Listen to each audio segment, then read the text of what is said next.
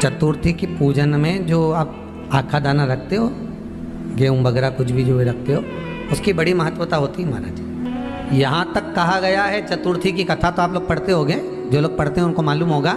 चतुर्थी की कथा में लिखा है, चौथ माता के व्रत में वर्णन किया गया है कि वो आखा दाना जो रखा जाता है, मान लो कोई जरूरी काम होता है तभी आखा दाना को रखा जाता है, संभाल के रखते हैं कि हम इस काम के लिए जा रहे हैं और हमारा ये कार्य सफल होना चाहिए।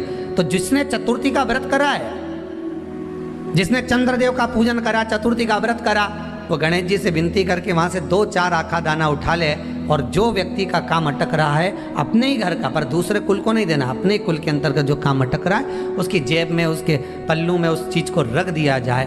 तो चतुर्थी जो अगली आती है, जैसे आप महीने की करते हो तो महीने की, और आप जैसे करते हो कि 4 अलग बड़ी बड़ी चतुर्थी करते हो तो उसके अनुसार आपका कार्य सिद्ध होता ही है। उस आखे दाने का इतना महत्व होता है क्योंकि चतुर्थी का व्रत करने वाली माता जब व्रत करती है तो स्वयं चतुर्थी की कथा में लिखा हुआ है कि पार्वती जी गणेश जी से चतुर्थी की कथा बचवाती।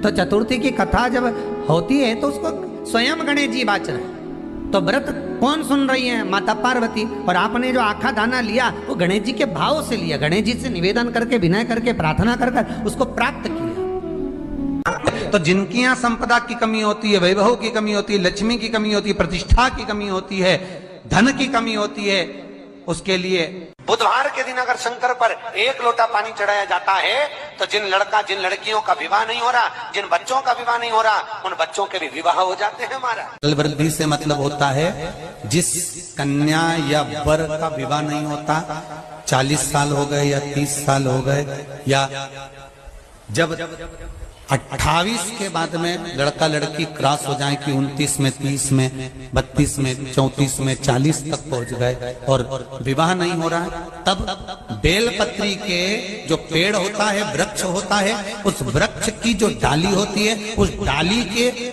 मनकों से जो माला बनती है, बाजार में भी मिल जाती है बेल की माला, उस माला को भगवान शंकर को समर्पित कर कर बेलपत्री के वृक्ष के नीचे बैठ कर भगवान शंकर का पंचाक्षर मंत्र का जाप करना है। कौन सा मंत्र है? पंचाक्षर। पंचाक्षर मंत्र कल बताया था, नमः शिवाय। अगर रसोई घर से भोजन में तुलसी डलकर अगर ठाकुर जी के सामने वो थाली रखी तो ये पक्का है वो थाली ठाकुर जी नहीं जीमेंगे, क्योंकि उसमें तुलसी रखी हुई आई है। हाँ, जब ठाकुर जी के सामने थाली रखा गई और तुमने थाली रखने के बाद में मंदिर के सामने बैठ के फिर तुलसी डाली तो ठाकुर जी उसको स्वीकार कर लेते हैं। क्यों? क्योंकि 33 करोड़ देवी देवता एक जगह पर विराजमान हैं। जब हम थाली रखते हैं, प्रथम देव उस भाग को ग्रहण कर ले। जब तक तुलसी डालते हैं, प्रथम देव अपनी दृष्टि हटा लेते हैं। समय होता है, एक टाइम होता है, एक पल होता है, एक घड़ी होती है कि गणेश जी महाराज हमारे घर में आ गए।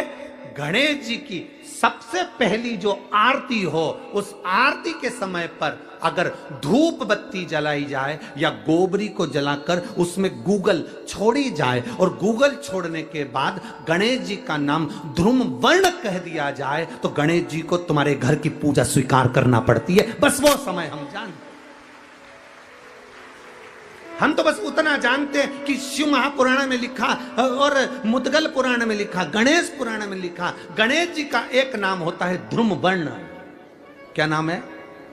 ध्रुम वर्ण गणेश जी का एक नाम होता है। जब हम धूप जलाकर और धूप लगाने के बाद में गणेश जी की सबसे पहली आरती करने के पहले अगर हम सबसे पहली आरती गणेश जी की कर रहे हो, अपने घर में स्थापना कर रहे हो, बिठा रहे हो, और तुम चाहते हो कि गणेश जी मेरे घर में आके मेरी पूजा को स्वीकार करें और जो मांगू मेरा गणेश मुझे दे 10 दिन के अंदर, तो पहला नाम लेकर पुकार लेना ध्रुम वर्ण विनायक, बैठो, बस काम हो गया। वो फिर ही होकर आता। सुंदर जोड़ी थी शंकर और पार्वती की, सही है कि गलत है? कभी नहीं झगड़ते थे। इसलिए पृथ्वी पर ना तो लक्ष्मी जी के व्रत हैं, ना ब्रह्माणी के व्रत हैं, ना इंद्राणी के व्रत हैं। अगर पूरी पृथ्वी पर सबसे ज्यादा व्रत किसके हैं? माता पार्वती। तीज का व्रत किसका? पार्वती का। चतुर्थी का व्रत किसका? पार्वती का। चौथ का व्रत किसका? पार्वती का। छठ का व्रत किसका? पार्वती का। जितने व्रत है सब माता पार्वती। गणेश जी मैया को प्रसन्न करने के लिए अष्ट रूप में धारण करते हैं। 8 रूप भगवान गणेश जी ने धारण किए। एक मयूरेश्वर गणेश, दूसरा सिद्धि विनायक, तीसरा बल्लालेश्वर, फिर वरद विनायक, फिर चिंतामणि, फिर गिरजात्मज, फिर भगवान गणेश विघ्नेश्वर अष्ट विनायक, फिर महागणपति। ऐसे गणेश जी के अष्ट नाम हुए। उस समय तिजोरी के अंदर जो गणेश की प्रतिमा रखी जाती है किस नाम से रखी जाती है? तो तिजोरी में हम जो गणेश की प्रतिमा रखते हैं वो वरद विनायक के नाम से रखते हैं। कौन सा गणेश? वरद। वरद विनायक के नाम से तिजोरी में गणेश रखते हैं। और वरद विनायक के नाम से गणेश जी तिजोरी में रखाते हैं। आपको कथा में कहा था घर में सीधी सूंड का गणेश और व्यापार व्यवसाय ऑफिस में उल्टी सूंड का गणेश होना चाहिए। वरद विनायक को तिजोरी में। जब मकान का गृह प्रवेश होता है तो गणेश जी की पूजन जो दरवाजे पर करी जाती है उसे सिद्धि विनायक गणेश कहते हैं। कौन सा गणेश? सिद्धि विनायक। जब हम घर में शुभ कार्य हो, बंदरवाल लगाएं, कोई दरवाजे पर शुभ लाभ लगाएं या स्वस्तिक बनाएं या माताएं दरवाजे पर रंगोली डाले तो उसी समय पर सिद्धि विनायक के नाम से रंगोली डालना चाहिए। तो घर में लक्ष्मी बढ़ती है, सिद्धता बढ़ती है।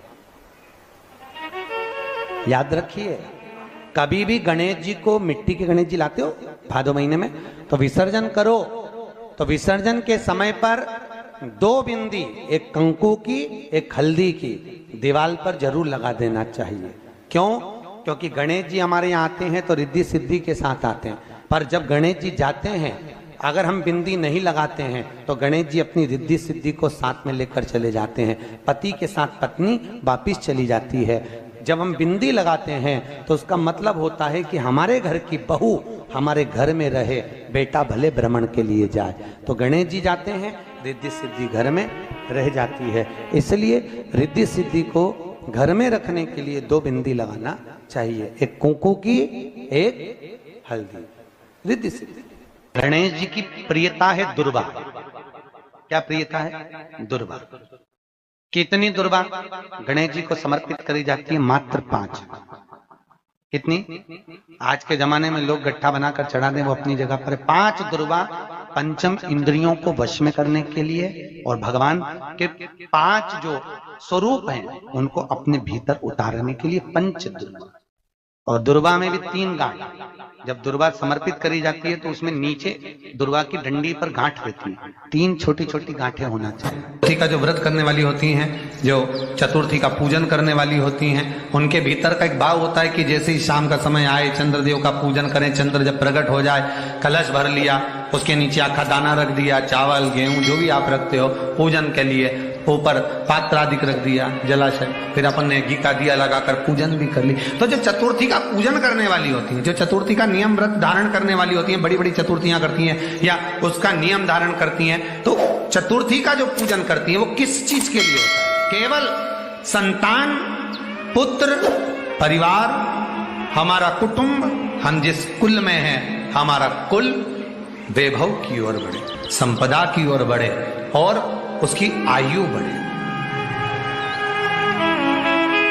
उसकी आयु बढ़े, वैभव बढ़े।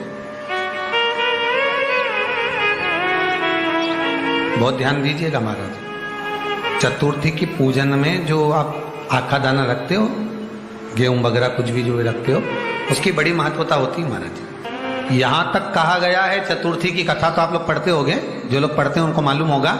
चतुर्थी की कथा में लिखा है,